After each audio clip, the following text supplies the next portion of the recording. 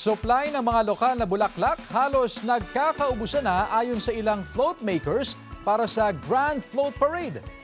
At mula sa Baguio City, makibalita tayo live kay Sandy Salvacio. Sandy? Chris, nandito ako ngayon sa Baguio City Convention Center kung saan puspusan pa rin ginagawa yung ilan sa mga small, medium at large float entries para sa Grand Float Parade ngayong linggo. Maagang naglatag ng plano ang grupo ng float maker na si Romy para sa gagawin nilang mga karosa. Ideal daw na ilang buwan bago ang Pebrero, kasado na ang mga plano para sa mga gagawing float. Welding works, carpentry, mainly yung structural.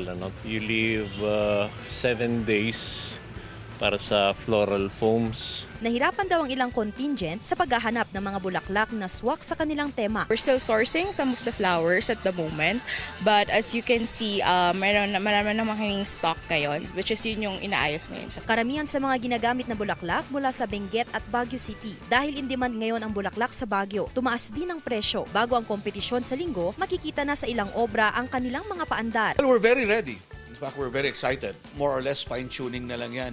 Getting into minor details na lang yung ating pag-uusapan dyan. But as far as the guests of honor, the performers are concerned, the parade lineup, solid yan. Samantala, inilabas na ng Traffic Enforcement Unit ng Baguio City Police ang mga traffic advisory para sa mga aktibidad ng Panagbanga Festival ngayong weekend. Isasara ang mga sumusunod na lansangan na madadaanan ng mga lalahok sa parada. Nagtalaga rin ng control points at alternative na ruta sa iba't ibang bahagi ng lungsod. Upang mamonitor ang sitwasyon ng trapiko, gagamit ang pulisya ng mga drone camera. Magkakaroon ng emergency lanes para sa mga hindi inaasahang insidente tulad ng medical cases. At yan po ang isang naging problema natin. It is because some people are occupying the emergency lanes. That is the reason why we doubled yung deployment natin, because we must ensure that emergency lane will remain as emergency lane. Samantala, ilang paaralan ang magbubukas ng kanilang campus upang magamit bilang parking area na makatutulong sa limitadong parking space sa lungsod. Pinapayuhan ang publiko na planuhing mabuti ang kanilang biyahe sa syudad upang makaiwas sa anumang aberya.